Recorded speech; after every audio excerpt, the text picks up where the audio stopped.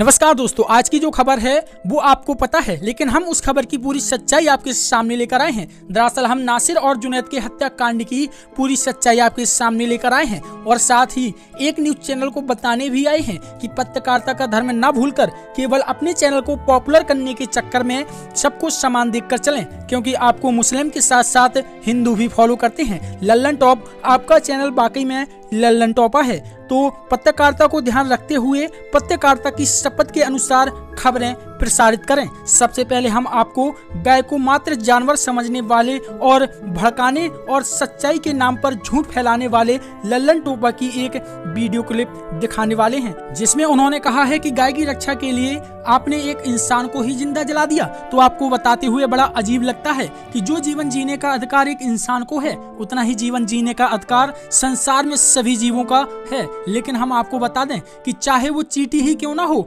वह अपना जीवन पूरा जी सकता है, और चाहे संसार में कोई भी पशु क्यों ना हो, कोई भी जंतु क्यों ना हो, जब तक वो आपको नुकसान नहीं पहुंचाता, आप उस पर एक थप्पड़ भी नहीं मार सकते। तो दोस्तों, हम इसकी पूरी खबर आपके सामने लेकर आए हैं और आपको ये भी बताने आए हैं कि जहां कन्हैया लाल और हर्षा की हत्या पर यह चैनल बिल्कुल चुप रहा, इसने झूठी खबर फैलाई, वहीं आज नासिर और जुनैद की हत्या पर इतना बढ़ चढ़कर खबरें प्रसारित कर रहा है। तो दोस्तों, चलिए हम इसकी पूरी सच्चाई जान लेते हैं। हत्या का आरोप लगा है बजरंग दल के कुछ कार्यकर्ताओं पर और मामला गौरक्षा से जुड़ा हुआ बताया जा रहा है। हिंदू धर्म में पार्थिव देह का अग्निदाह किया जाता है।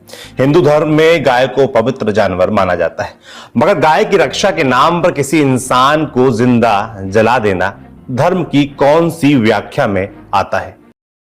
आपका स्वागत है हमारे न्यूज चैनल धर्मा न्यूज पर और इसके शो सच्चाई अभी की। इस सच्चाई अभी की शो में हम आपको इसकी पूरी सच्चाई एक एक साक्ष्य को रखने वाले हैं, तो हमारी वीडियो को लास्ट तक देखिए और गौर से सुनिए। बजरंग दल वाले और सीआईए पुलिस फिरोजपुर झीरका ने रोका है, इनके नाम पूछिए।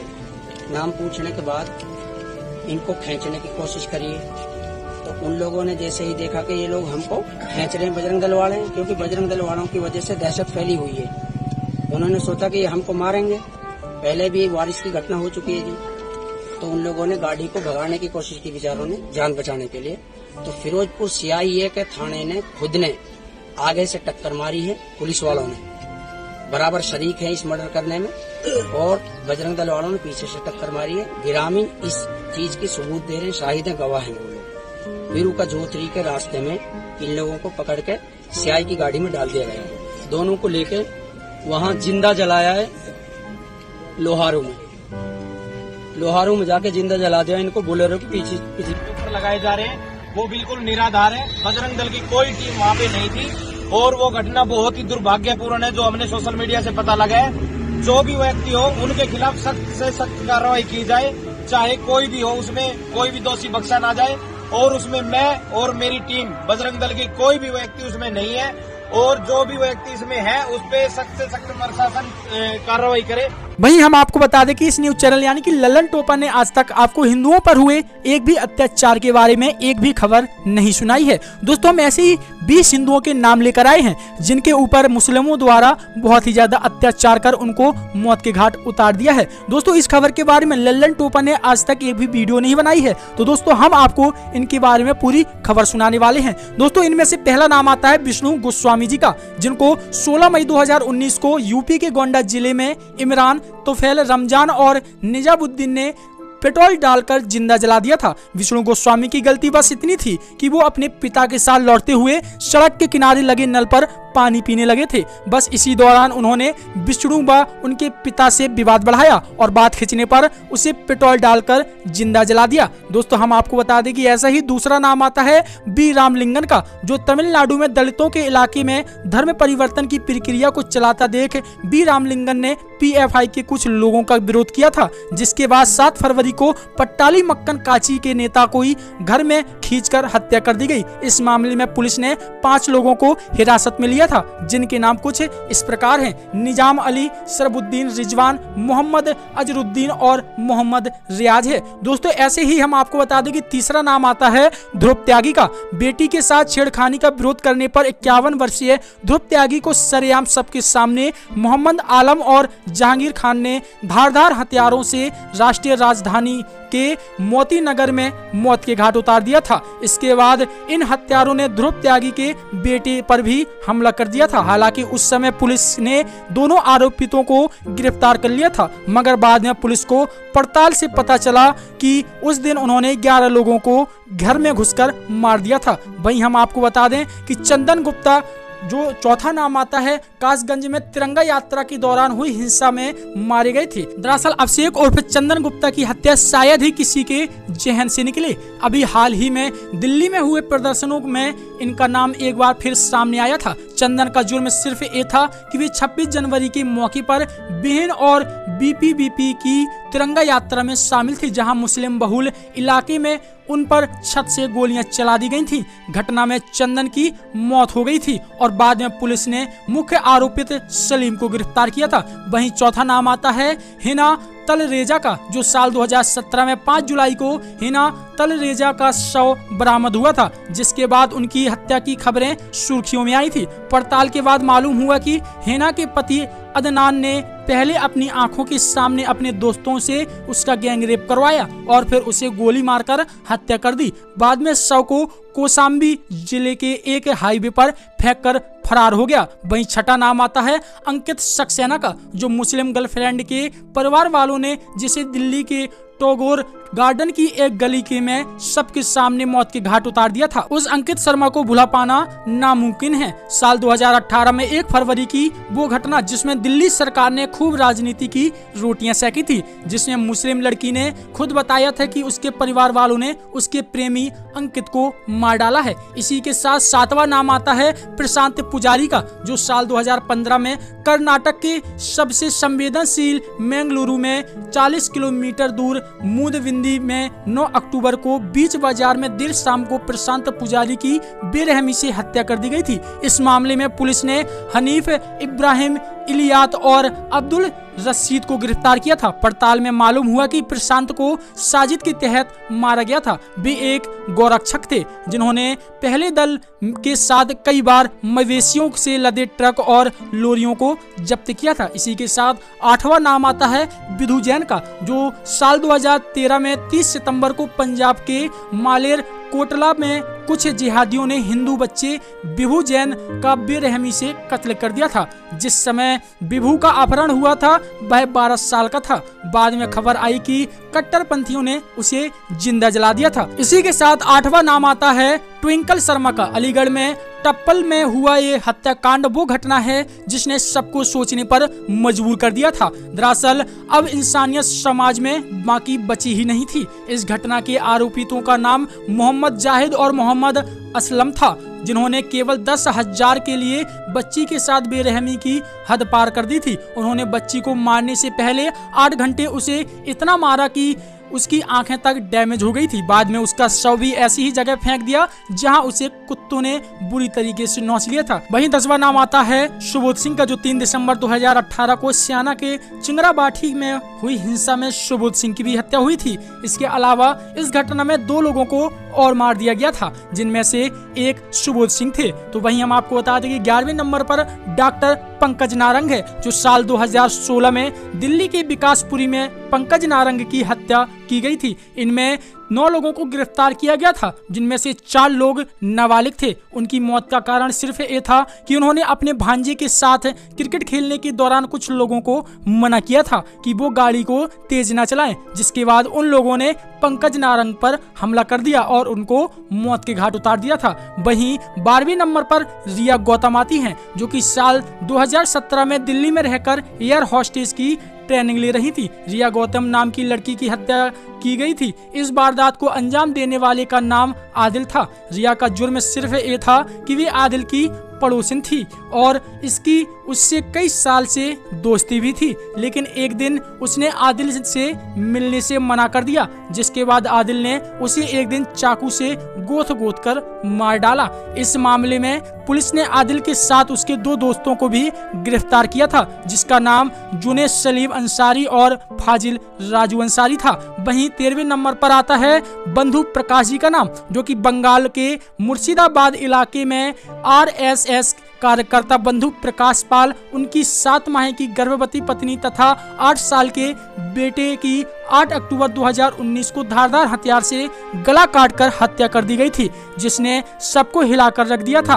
पहले पुलिस ने इसे निजी कारणों से हुई हत्या बताया था, बाद में इसके पीछे 24,000 रुपए का एंगल जोड़ दिया गया था। वहीं 14वें नंबर पर आता है प्रीति माथुर का नाम, जो कि 24 वर्षीय प्रीति माथुर उस लड़की का नाम है जिसे उसके सिरफिरे आशिक ने निजामुद्दीन इलाके में सरेआम चाकुओं से घोंप कर मार डाला था। वहीं 15वें नंबर पर कमलेश तिवारी का नाम आता है, जो कि हिंदुत्व का झंडा बुलंद कर कट्टरपंथियों के खिलाफ मुखर होकर बोलने वाले हिंदू नेता कमलेश तिवारी की मौत ने साल 2019 में सबको झकझोर कर रख दिया था। जब जांच हुई तो इसके पीछे ना एक लंबी साजिश थी खुलासा हुआ तो, बल्कि कट्टरपंथियों की उस हकीकत का भी जो अहमदाबाद से लेकर यूपी तक फैला हुआ था। वहीं 16वें नंबर पर नाम आता है प्रीति रेड्डी का, जो कि हैदराबाद का वो मामला है जिसने पिछले साल नवंबर महीने के खत्म होते ही सबको झकझोर कर रख दिया था। शमशाबाद के टोल प्लाजा के पास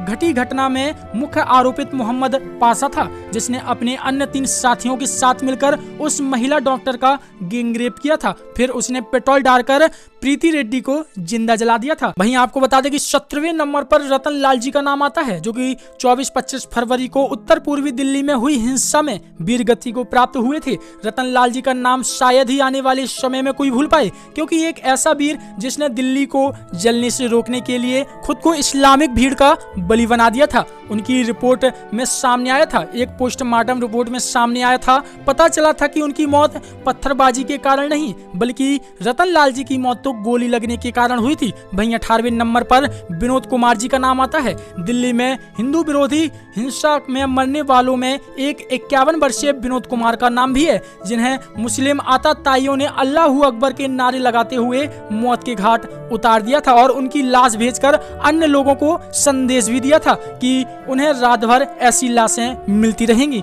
वहीं 19वें नंबर पर अंकित शर्मा का नाम आता है, जो कि उत्तर पूर्वी दिल्ली में हिंदू विरोधी दंगों के दौरान आईबी के अंकित शर्मा की निर्मम तरीके से हत्या हुई थी, जिन्हें मारने के दौरान उन पर 400 बार चाकुओं से हमले हुआ था। करीब 6 लोगों ने 2 से 4 घंटे तक उन्हें चाकुओं से गोंदा था। और 20वें नंबर पर 3 नाम आते हैं, महाराज कल्प वृक्षगिरी, सुशीलगिरी और नीलेश गड़े। महाराष्ट्र के पालघर में मारे गए वो 2 साधु और उनके ड्राइवर, जिनके कारण आज हिंदुओं की लिंचिंग की घटनाओं पर फिर से लिखने की आवश्यकता पड़ी है, जिन्हें एक भीड़ ने पुलिस की उपस्थिति में मार डाला था, लेकिन वहां मौजूद पुलिस कर्मियों ने चूं तक नहीं बोला था, बल्कि वे सेकुलर लोग इस घटना पर ठाठस बांधकर शांत रहने का काम करते दिखे। जो मुसलमानों को पीड़ित देखकर देश के लोकतंत्र को खतरे में बताने लगते हैं, वो लोग इस घटना के लिए एकदम शांत रहे। और जो हम आपको बता दें कि ये लल्लन टोपा जो न्यूज चैनल है,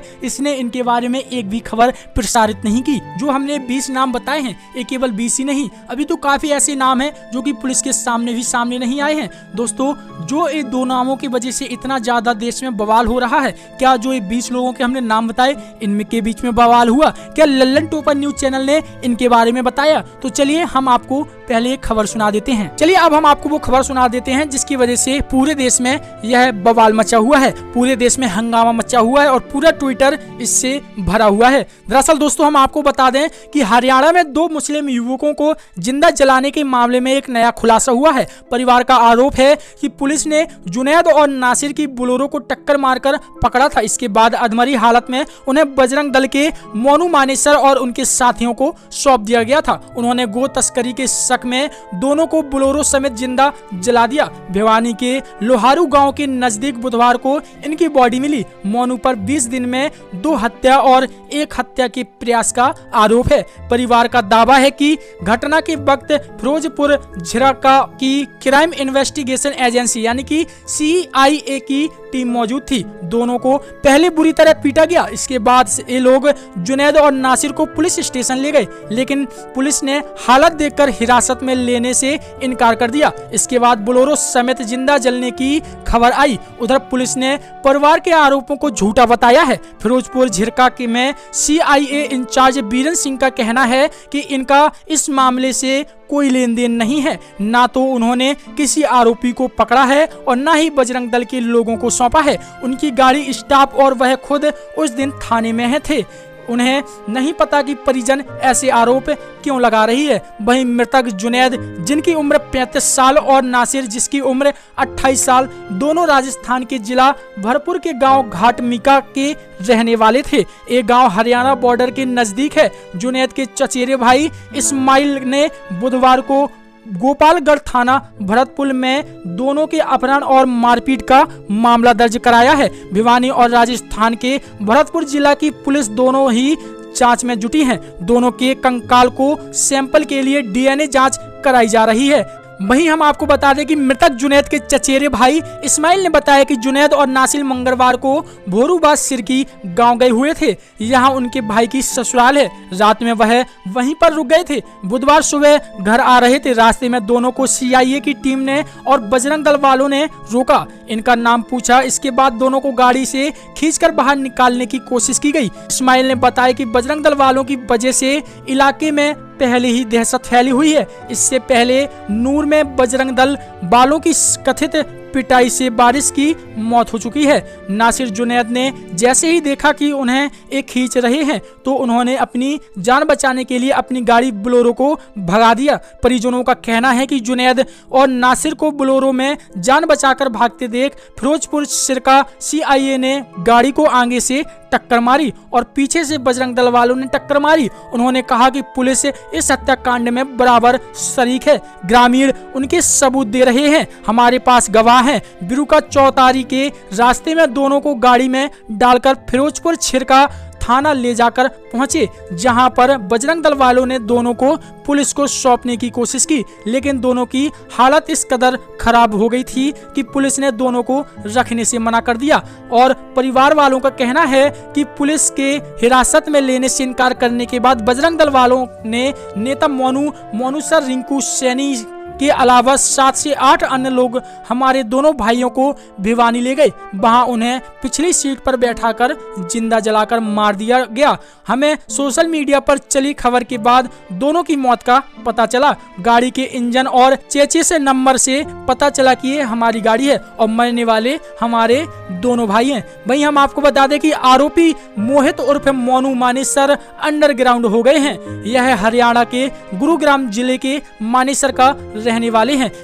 बजरंग दल में गोरक्षक प्रमुख हैं। इनके वीडियो मैसेज में कहा गया है कि आरोप लगाए जा रहे हैं वो पूरी तरीके से बेबुनियाद हैं, वे निराधार हैं। यह घटना दुर्भाग्यपूर्ण है। मोनू ने व्हाट्सएप स्टेटस में लिखा है कि इस घटना से उनका कोई संबंध नहीं, उसे जबरन फंसाया जा रहा है। सोनू का कहना है कि घटना के वक्त वह एक होटल में थे। तो दोस्तों, जो ये लल्लन टॉप आज बढ़ा चढ़ाकर इस खबर के बारे में बता रहा है, क्या इन 20 लोगों के बारे में इसने ऐसे बढ़ा चढ़ाकर बताया होगा? मैं आपसे सवाल पूछता हूं। और दोस्तों, अगर आपको यह खबर वाकई में एक खबर के तौर पर नहीं, जानकारी के तौर पर लगी हो तो जल्दी से जल्दी हमें कमेंट करके बताइए। और दोस्तों, जो लोग इस खबर को ज्यादा बढ़ा चढ़ाकर देख रहे हैं या फिर इस पर राजनीति देख रहे हैं, तो दोस्तों वो लोग जो हमने 20 लोगों की पहले जानकारी दी है उसके बारे में भी जान लें और दोस्तों फिर उसके ऊपर इस पर राजनीति खेलें। और वही हम आपको बता दें, जो कि पॉपुलर फ्रंट ऑफ इंडिया यानी कि PFI के ऊपर सवाल नहीं उठा सकता,